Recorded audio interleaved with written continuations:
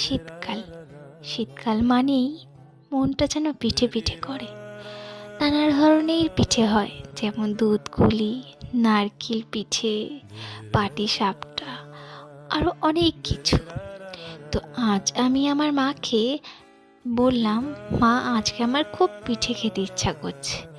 তো মা আমাকে না বলে হাতের কাছে যা ছিল অল্পের মধ্যে আমার মা আমার জন্য পিঠে বানাতে শুরু করে দিল। ছোটবেলায় যখন মা পিঠে বানাতো, যেখানেই থাকতাম, পড়তে বসতাম কি খেলতাম, যেখানেই থাকতাম ওই পিঠের গন্ধে যদি নাকে আসতো, ছুট্টে সব কিছু ছেড়ে চলে আসতাম ওই পিঠের লোভে। মায়ের হাতে যেন জাদু থাকে, তাই না বন্ধুরা? এই শীতকালে পিঠে ছাড়া কি চলে? তো আমার মাকে বলা সাথে সাথে আমার আধা ঘন্টার মধ্যে আমাকে পিঠে